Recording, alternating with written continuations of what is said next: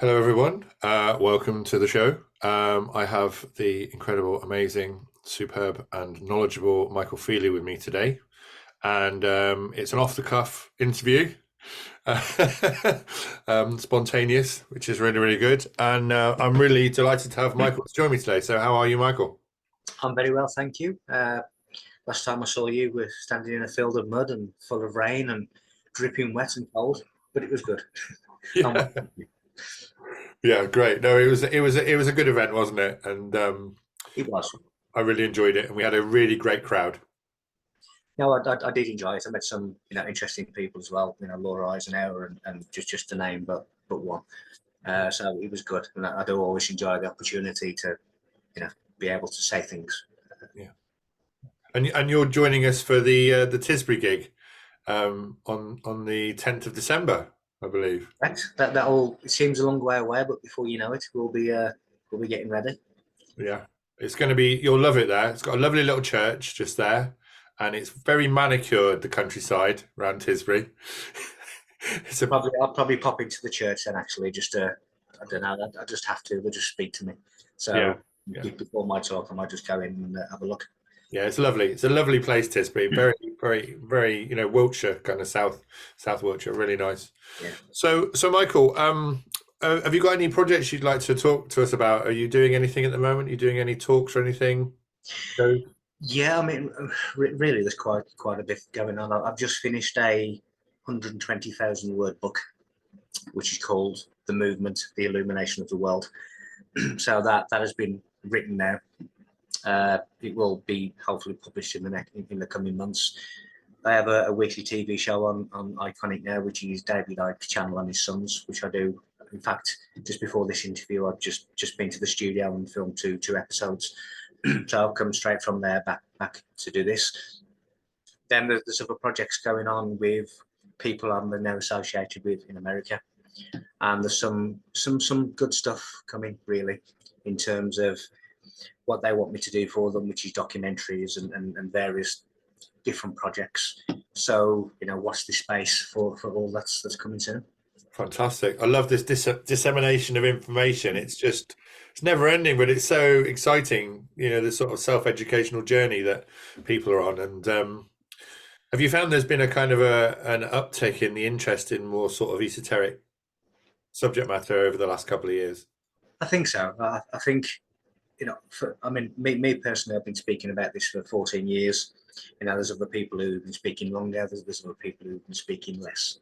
Nevertheless, all the things that we've been speaking about was regarding this time. With the different, should we say, manoeuvres going on, the chess pieces, the different things moving. Now is the time.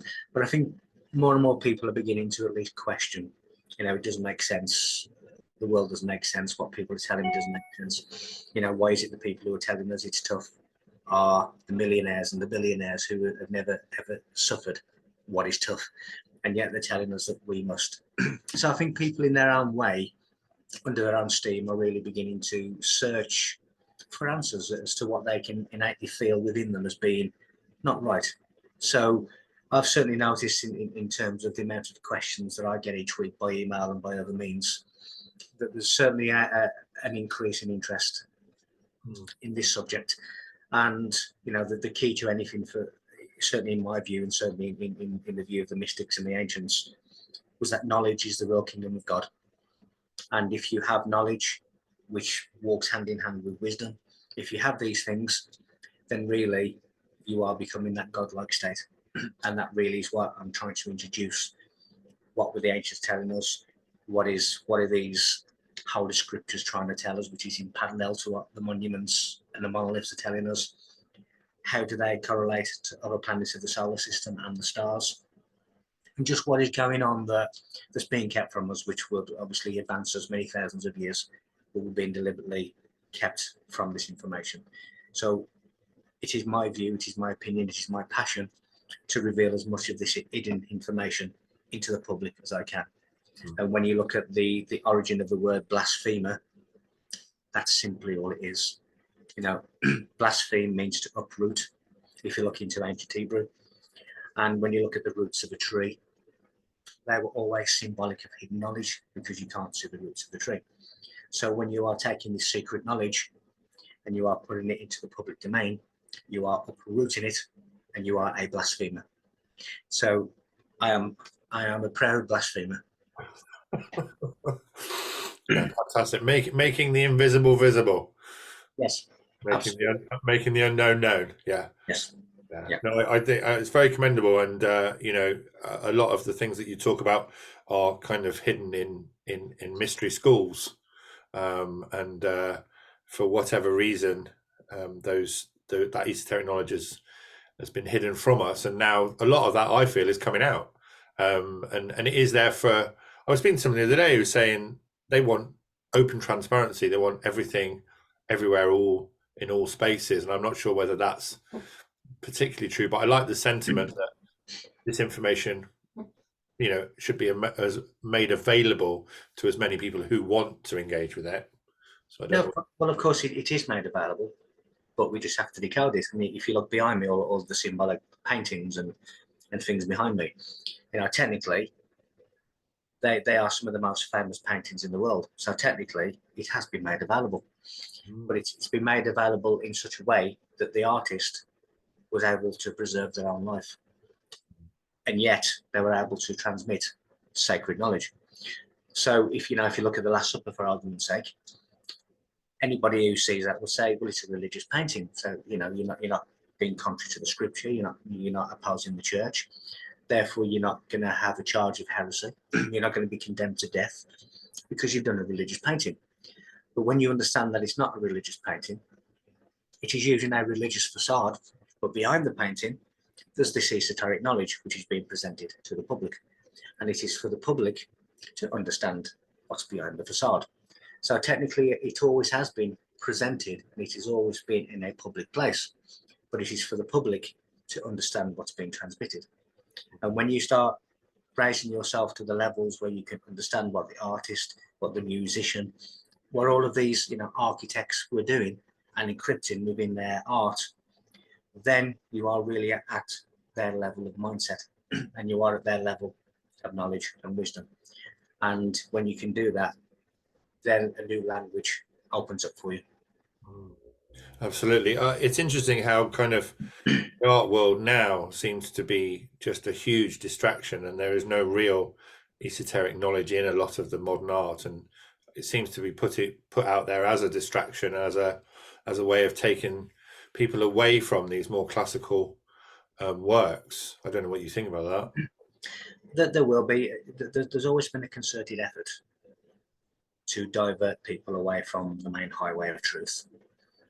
And every time someone picks up speed on the highway, there's another diversion or there's another distraction. And those distractions are keeping them from the focus of what they're meant to be focusing on, which is the evolution of themselves.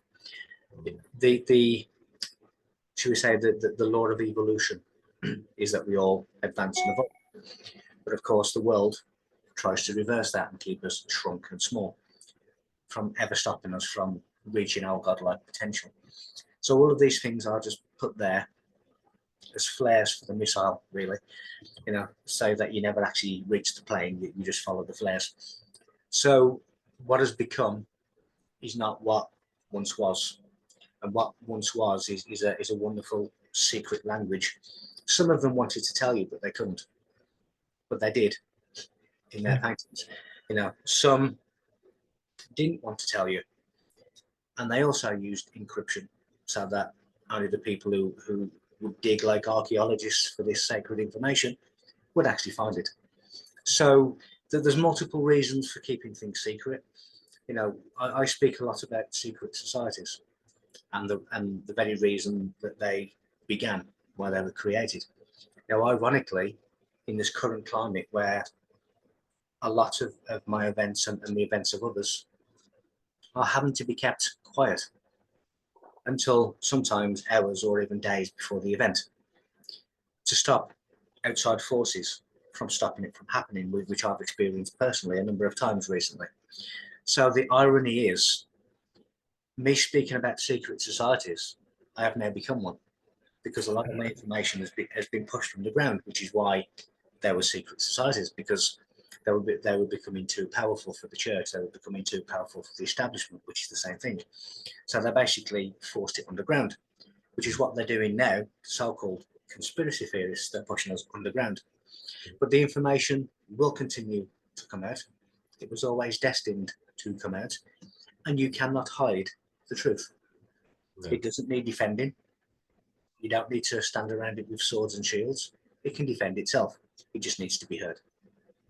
Fantastic. No, that's yeah. I mean, I totally see that, and you know, there are stories of secret societies meeting in pubs and you know, back rooms of all sorts of different buildings all over the place just to keep that narrative going. Do you feel So, that, do you feel a lot of this knowledge is actually just based on individual kind of ascension for the individual, or do you think there is a collective component to it? Because I always feel that a lot of this work is just you and your universe and where you're, you know, what you're doing in your life. But I also have this kind of, it's not a conflict, but this contrast that at the same time I want the collective to come along with me on this journey. You know, do you feel that it is just an individual journey? What do you think about that? yeah, I mean, first of all, Christianity was once a secret society, which was later accepted as a state religion. Mm. But the path of enlightenment, the path of knowledge and wisdom has always been an individual task. Mm. And you can be enhanced by being around people who are also on the same path, but it always comes down back to you. It's you are the one that, you know, for argument's sake, when you run a marathon, you know, you may start off as a team of 10, or your friends from the pub and buddies, but it's still you that as an individual has to scrape yourself out of the line 26 miles time, you know. So even though you can be with amongst a group of people, it is very much an individual task to get you over the finish line. So yes, because we are all separated individual parts, and each of those parts, its mission, its purpose is to evolve itself, so that you have all of these individual parts that are evolved to their maximum, which is running parallel to the universe, which is also through all of its parts trying to reach its maximum, which is the character we call God. Now, when we're doing all that in alignment, then we have Godhead and God, and then we have a comparable evolution. But it has always been down to the individual, that individual part, and the very reason for the system of time. Time is really a force that enables us to be an individual in a specific point in space and time. Without that time, there would be no individual experience. It would all be timeless, which is oneness. So we had to separate from that. And when you look at universal creation, and science tells you that it was the Big Bang that was the beginning, although a lot of scientists are now recognizing that there was something before that. But nevertheless, the official story is we had this Big Bang, this explosion, and the universe was created. But there was already a universe in creation before that happened. And it was the dimensionless universe of light and thought. Now, when you have this dimensionless universe expands, it creates the dimension Al, which is our universe. Now, when the dimension Al shrinks, it becomes the dimensional. So you've literally got the explosion that describes the Big Bang. Now, what facilitates the transit between those two domains are black holes. And that's what black holes are. They are the transit between the dimensional and the dimensionless, whichever way you wish to go. So all of these different individual parts within the material universe that we are now in has to get itself over the finish line, and that has always been an individual task. Yeah. It's interesting talking about time, because I was watching something the other day and they were saying that the kind of the elites, they actually worship time. It's one of the things that they worship. And they were talking about the black cube technology. I don't know if you have any thoughts on that, because I remember somebody at the Shine did a little thing. I think it was Carly actually mentioned it in passing. But you know, there's these black cubes everywhere, and there's the tefillins that the Jewish people have. So, have you got any thoughts about that? When you look at the black cube, traditionally has been Saturnalia, but Saturn is really learning through hearing. So when you look at new initiates, certainly of the past, they were called listeners, who were not permitted to speak until they had actually learnt enough to be at the level in which to talk about what they'd learnt. So they were called listeners because they just listened and learned. And that is Saturn. And Saturn, obviously, is symbolized by the black cube. Now, when you wear an earring, it is the god of time, Saturn, because the word earring comes from should we say, an almost extinct word in Hebrew that relates to the reaper and the plough. So that is why we have Saturn as the grim reaper, because it relates to the ears, to listening. Now, when you have its opposition, which is the sun, so you have electric, magnetic, light, dark. The sun relates to learning by sight, and Saturn is learning by hearing. So you have the two opposite senses, so to speak, in the planets. So when you start looking at the black cube, again in early Hebrew, the black cube related to the marriage between God and his bride, which was Israel. And that is why you see a lot of black cube symbology within Judaism, because it relates to the marriage between God and Israel. So again, it's rather a deep subject, but in essence, I always look at the seventh level of understanding, and I can speak to somebody and they say, well, it's Saturn, it's Satan. Well, the connection between Saturn and Satan is the fact that Saturn relates to the limitation of matter and Satan relates to the law of matter. So this second universe that exists within the original universe, the material realm, is the Saturnalian consciousness, because it deals with matter. And if you want to, should we say, not be controlled by Saturn or Satan, then you have to raise yourself above a material existence. And by that I mean see things for what they are. See things that we are all a team and not just an individual me. I'm all that matters. I want all the riches of the world. Because that's Saturnalian, that is Saturn, that is Satan. Yeah. And when you realize that there's a spirit, in the same way that science must realize that not only is there a material universe, but there's also an immaterial universe, a universe of light that exists. And the darkness of space, the dark matter, the black matter that we cannot see, is a dimensionless universe that is simultaneously in existence with the matter, which is the universe that we can see.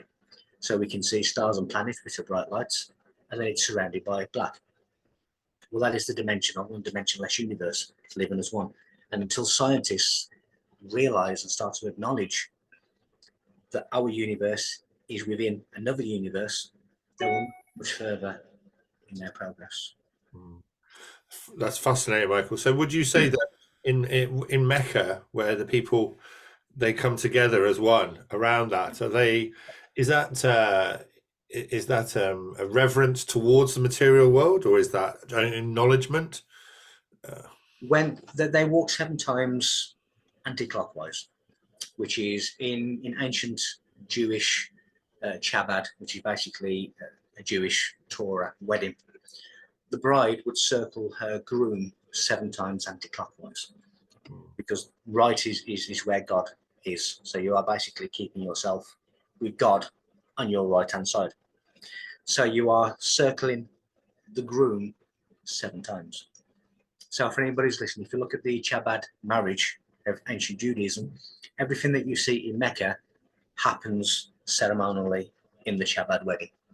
So that is why in all Semitic religions, they really have a black cube and they are connected to Saturnalian religion, because it goes back to ancient Hebrew and certain ceremonies in relation to that. It's not an Islamic ritual, which is what we are told. It is a Jewish ritual that became part of Islam. Now, when you look at some of the things that I've discovered and some of the things that I speak about, I can say that out of the 4,200 recorded religions of Earth, at their deepest essence, at their deepest core, they all say the same thing. So if you imagine the bark of the tree is the truth, the essence, but all the individual branches are the falsity. And it is the falsity, the individual branches, that are disunifying. Whereas if all of these religions actually looked at their core essence, it would unify them all under one umbrella. Now, that one umbrella is illumination. And that is the same with all the different civilizations of the world and beyond our world. They are all talking about the illumination of self. They just use different monuments, different brick sizes, different shapes, different symbols, different character names in their stories, but they're all referring to the true religion, which is illumination of the self. Absolutely fantastic. Yeah, it's interesting. Obviously, it's quite topical at the moment, but clearly, the Islam and Judaism are as one. They're both Abrahamic, and they come from the same source. I think it was Isaac and Ishmael. I think was the. Tell me if I'm wrong, but I think it was those two that kind of branched off, and there seems to be. It seems to be hijacked.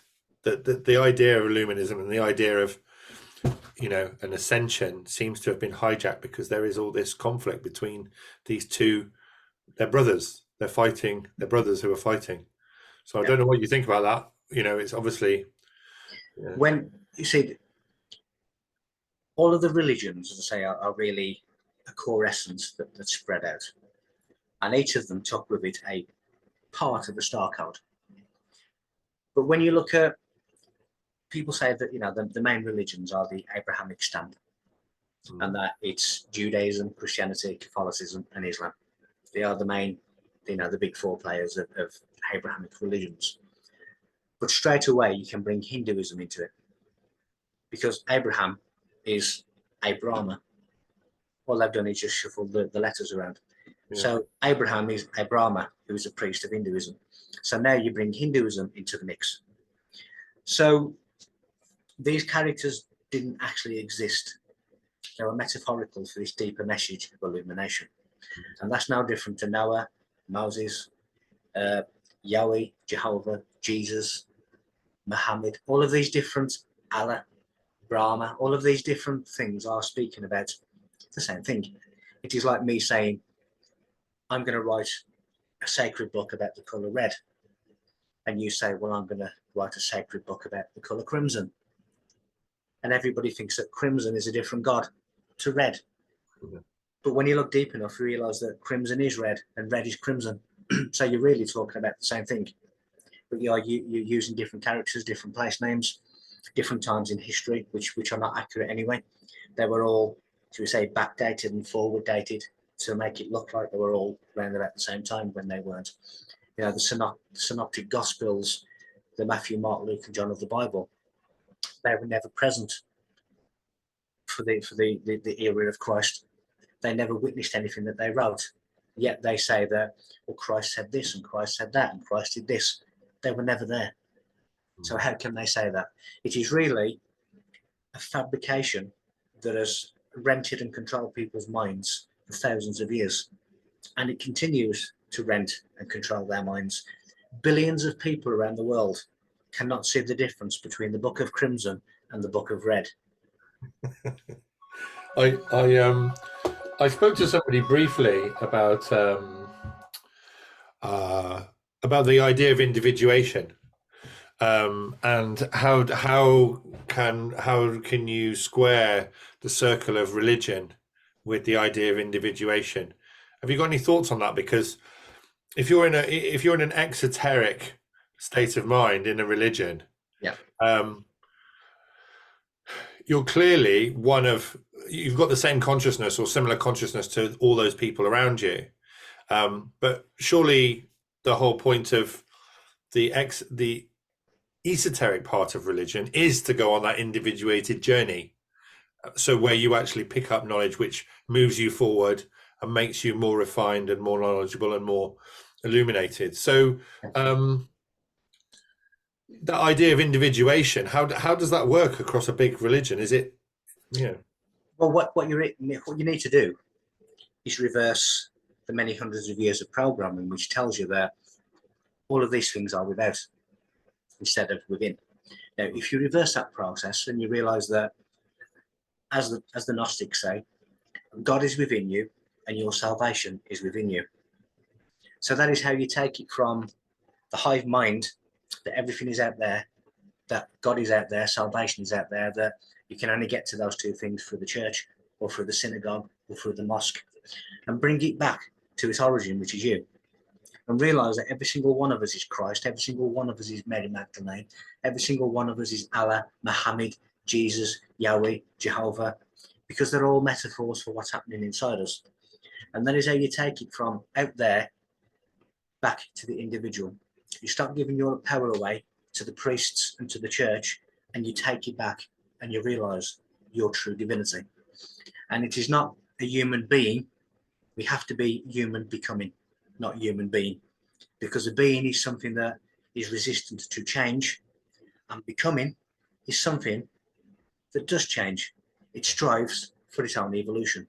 And that is how you take what's been taken from us and bring it back to where it belongs, to you, because your salvation is there, God is there, your crucifixion is there, your Ark of the Covenant is this. This is what is really being spoken about. So take it from them and put it back to where it belongs. Take it from the hive mind, bring it back to the individual task. Yeah. So really and truly, it's about people peeling away from that hive mind and actually Yes. rejecting that outward looking view and actually go within. And you know, from my point of view, you know, the human being seems to be the most incredible piece of technology ever made, and there is a mechanism within the body that allows you to become more enlightened and become closer to, in fact, even connect to God. How do you, you know, how do you feel about that? How do you put that into your words? We aren't, part of being in a three-dimensional world is that we have a three-dimensional shell, but not just three-dimensional. You know, we all have this inbuilt antenna, which is the pineal gland. And when it's activated, it is an aerial beyond the material realm. It goes into the dimensionless, unseen universe. So that becomes the all-seeing eye because it sees beyond the physical. We have two physical eyes that are in this universe, the material universe. And we have a third eye, which is outside of the physical. We have a body that is inside the material universe, but we have a mind that is outside. So we are basically the unification of two universes. We have trillions of cells inside us. Each of them has its own individual consciousness that the mind can speak to. We are a magnificent spiritual machine, and everything that we could possibly need, we walk around. You know, we have a light body that is really the Ark of the Covenant, which is where the light of God is contained.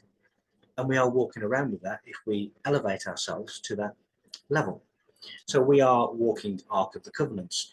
We are walking Bibles. We are walking Christ. The word Jesus just means divine breath. In other words, Holy Spirit. So when you breathe in and when you breathe out, give and you shall receive. That is the word Jesus. That is what the word Yahweh is. YH is inhale. And then, so YHWH is an exhale. Inhale, exhale, Yahweh. Enlil of the Sumerian story, the Lord of Wind, it is the breath of God. When you get the word truth, it relates to breath. So the moment of truth is when God speaks and creates the word. So we are really walking vessels of air. We are the ox house. Ox house is where we get the word alphabet. So we are the walking alphabet because we are the vessel of air. We are all of these biblical things, all of these monumental, monolithic things. We are walking flesh and blood, all of these magnificent monuments, all of these magnificent holy books, all of these magnificent metaphorical characters we walk around with in any particular day because it is us. It's interesting, isn't it?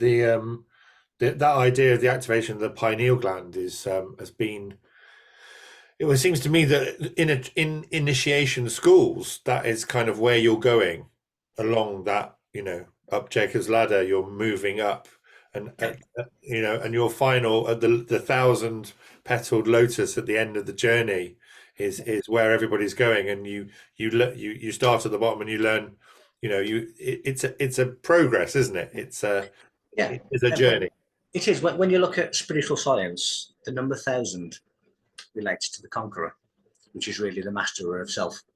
So when you actually advance yourself, you become basically the crown of saints, which is the thousand petals of the lotus flower. So when you get to that stage, you become the Buddha, the enlightened, and you are the conqueror. You are the master of yourself. So Jacob's ladder, not only is Jacob's ladder the spine, but a ladder is also a measure of your own individual progress, because you are aware that you are walking up each rung of the ladder and you are becoming more and more and more of a higher level. So you're really monitoring yourself, and you're putting yourself under strict observation to monitor that spiritual journey and that progress. Now, the only way you can do that is in a system of duality or polarity, which is what we exist in. So everything really, and in mystery schools really was all about this. It was all about the purification of yourself. It was all about expanding yourself, every level of yourself. When you hear the phrase, "Hear, O Israel," well, that means hear every aspect of you. That's what they're saying. That's what they're saying. Because Israel is Israel, which is really the fire of God within you. So when you fight the angel on the mountain and you win, you become Israel, which is really the fire of God inside. You have progressed yourself. So Israel is every part of you must hear what's going on. And all of it is really the advancement of you into and that's all initiation is, the advancement of your own vessel, so that you can tolerate and cope with the advanced frequencies of divine vibration. It's all about you. It all comes back to you. It all comes back to you advancing yourself in order to get yourself over that line. It's interesting, this whole idea of paganism. I just want to just touch on this because one thing that I've kind of been aware of is that the kind of the shamanic story has risen up recently. And is it a case that all people all around the world had access to this ladder of knowledge in all their traditions, or is it only amongst collectives? So, what were there people in Siberia? The shamanic traditions of Siberia and Norway and over in South America and things. Is it where does that fit into it? Because it is a very individualistic thing, isn't it? And also those people represented the people that they were around. So how does that work? Shaman really relates to the fire. So it's your own inner fire. So all of this, the God of purity within us is the fire of ourself, and shamanic shaman, the word means fire. When you look at the church, it tries to hide its pagan origins, but it can't, because the word church comes from the word circe, which means circle. When we sing a chorus, the word chorus means to dance in a circle. So the original churches were your stone circles, which was pagan. Now, if you imagine that you had this central core of knowledge, which I have found to be ancient Egypt, or the land that we call Egypt, but it has other names. And this core of information spread literally across the world. Now, wherever you find these ancient monuments and monoliths and ancient temples is where this knowledge dispersed to, really. It's expanded to different regions of the world and beyond the earth. Now, if you are, should we say, a pharaoh or part of the aristocracy, and you have this information and you're going to distant lands with this information, it is only natural to say, take me to your leader, because you are entrusting the people at the higher end of each civilization with this knowledge, with the view that they disperse it downwards to their people. Some of them didn't, some of them did. So you're really going to, your equivalent in different civilizations, and you are passing that information on to them. And of course, their scribes and their priests and everybody else are encrypting this information in their form, which is for their audience.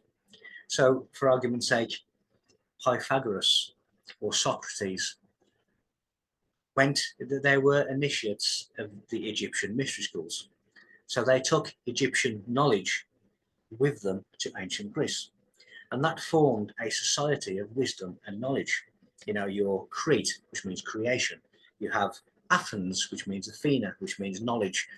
So you have this complete civilization built around the knowledge that they brought with them. When you look at the Jewish mysticism, the Kabbalah is a corruption of Egyptian knowledge. Now, from that, you have the Hebrew division, you know, the Hebrew scriptures, which became the Bible. So you can trace the Bible all the way through Hebrewism, through mystical Hebrewism, back to ancient Egypt. Now, when you look at the Giza Plateau, that is the original Bible. You have Christ encrypted within the mathematics of the pyramid.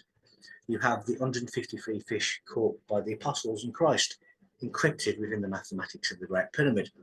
You have Mary Magdalene encrypted within the mathematics of the Great Pyramid. So what we know as the Bible came through corrupted Hebrew from Egypt. So if you can imagine all of these different things spread to different parts of the world, but each of them had a different expression. The Book of Crimson, the Book of Red, but we're talking about the same thing. Absolutely brilliant.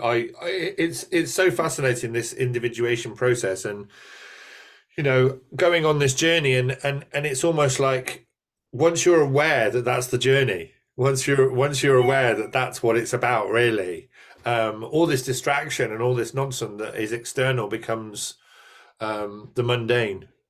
I don't know whether I can say that, but you know, and it makes it kind of, it's really interesting to see the manifestation of the outside of God in the real world, so to speak. It's like when footballers or boxers, they always go like that.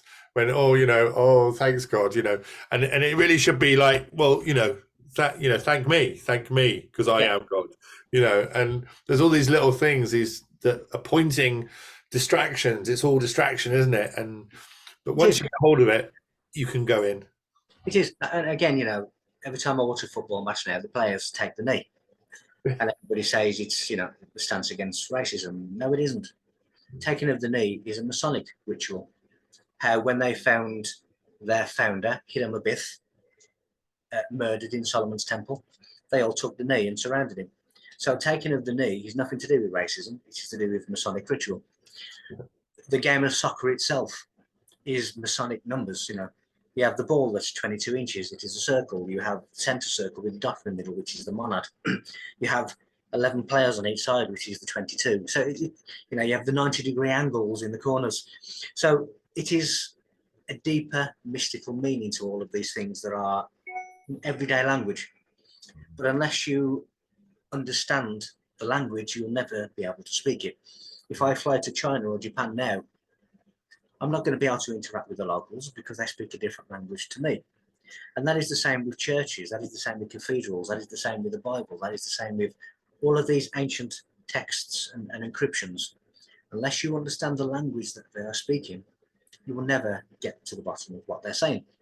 If I was to go out now and take a Bible and I was to hand it to, let's just say 100 people, I pretty much guarantee that everybody would pick it up and go from Genesis all the way through from left to right, which is not, it's not correct.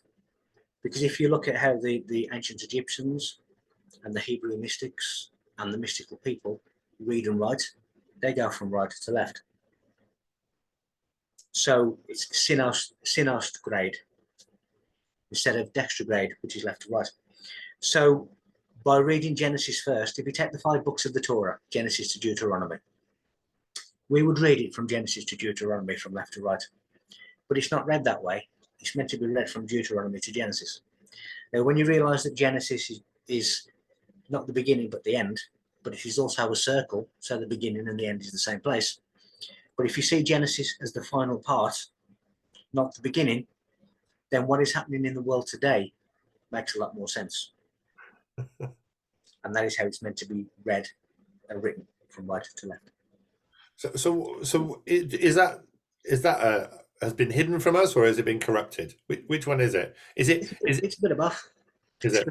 Because if you, again, you have this, there's different ways of ciphering information, and there's different mechanisms in which to cipher information.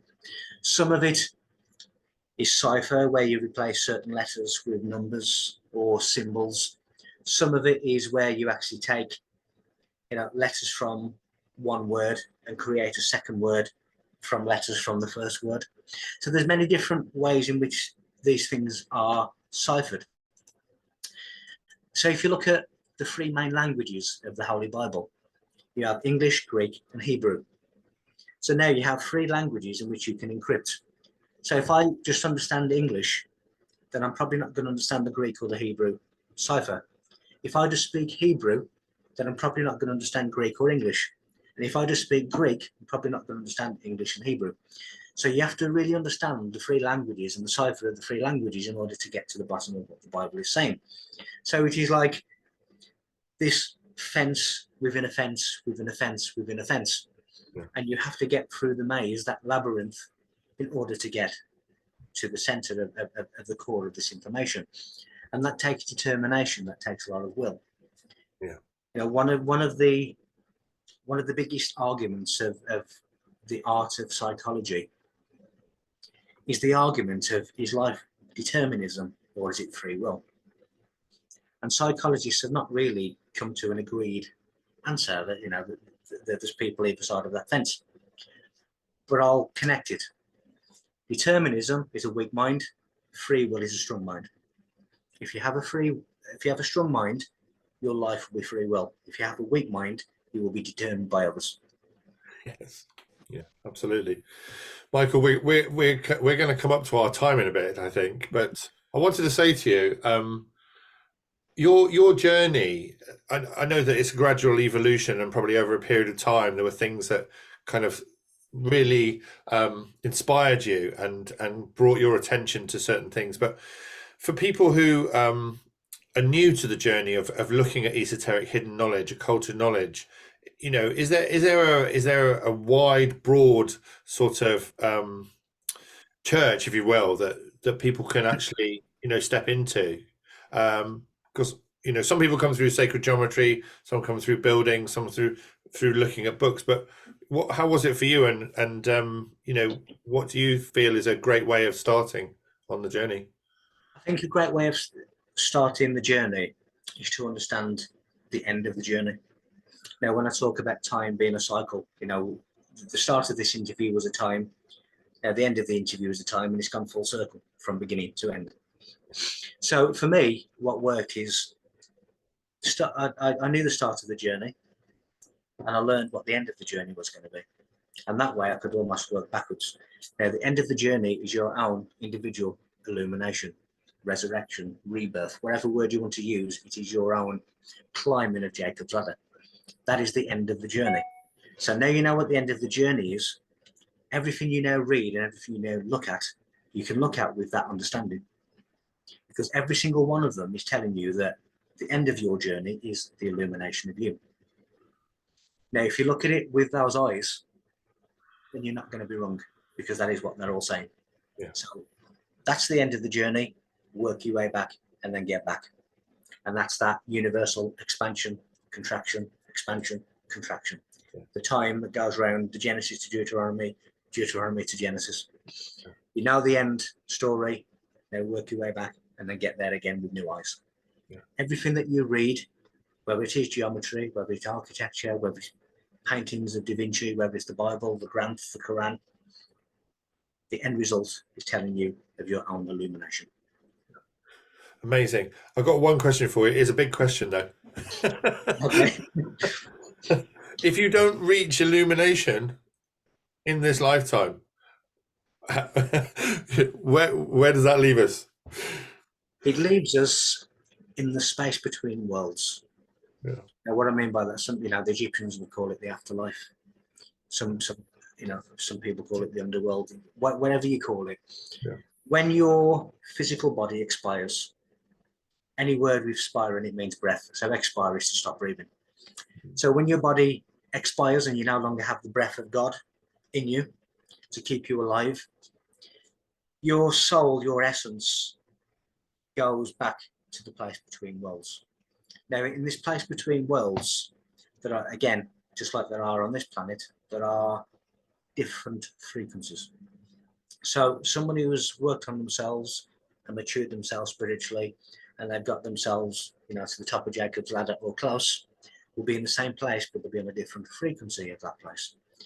Aunt Ethel, who's never done anything, just goes to bingo, just watches Coronation Street. Yeah. She will go to the same place, but a different frequency of that place. Where you continue with your learning, or some people may go to other star systems to continue because they're no longer compatible with the frequency of Earth. That is where you get positive aliens. They are advanced humans, and they are coming back to help us to reach their level. So you're basically going back to a soul pool, in effect. Yeah. And depending upon the level at which your soul has become, depends upon where you go from there. Yeah. But the biggest tool that anybody has against you is fear, you know, and fear has been weaponized. Fear just means to know and understand. So if you know and understand, there's nothing to fear.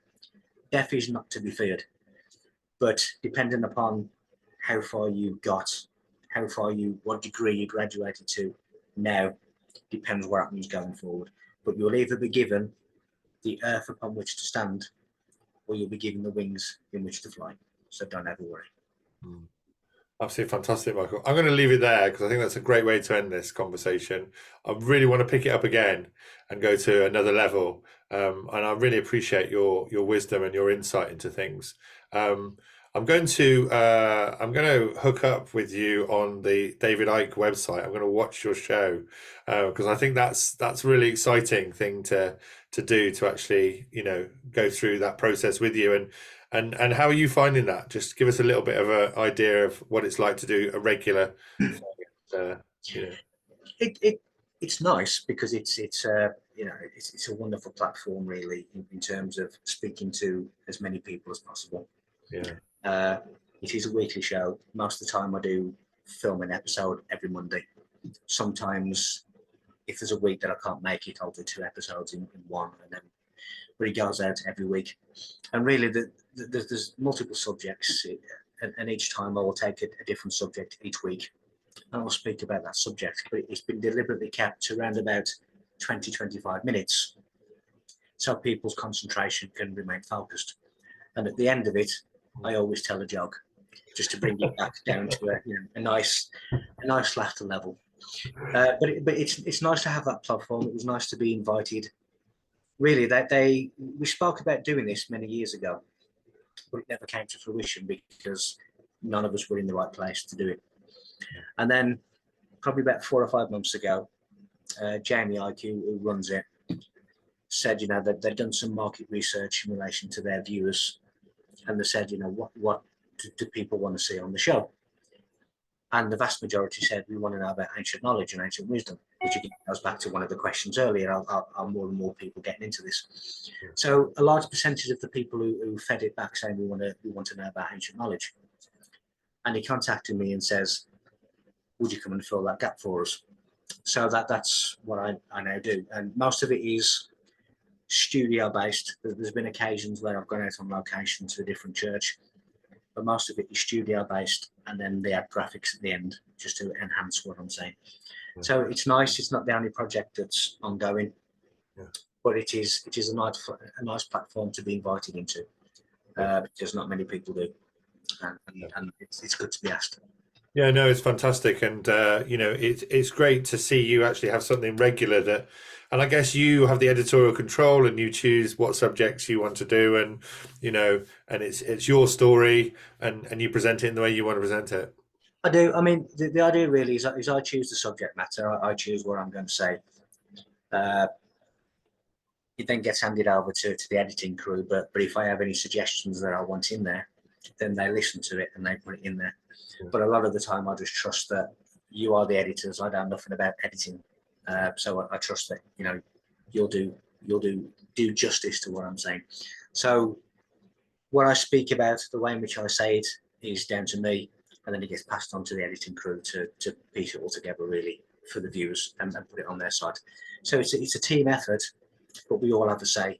And we, you know, I introduced something today, which was my idea, which really was to have a fun competition, you know, every couple of weeks, when I'll give somebody a symbol or something to do, and we'll invite them to email into the studio with an answer.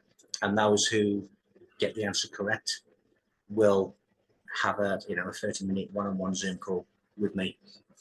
And if lots of people get it right, then we'll put them in a hat and we'll draw it live, and that person. So it's kind of adding, so I've did that and basically said, well, nobody else is doing that. So fantastic idea, let's do it. So my idea in relation to that was accepted, and we're now doing it. So we all have a say, and nobody's really has to sit in the corner and not say anything. We all contribute to try and make it as interesting as we can. Yeah, it's brilliant, Michael. I'm going to leave it there. Thank you so much for your wisdom and your insight. And do come back when your book's out. And that would be absolutely brilliant. And I'll put all the details of your site and the Iconic series in the comments below. So thank you so much for joining us, Michael. I really appreciate it. Thank you, likewise, and anytime. Take care. Cheers.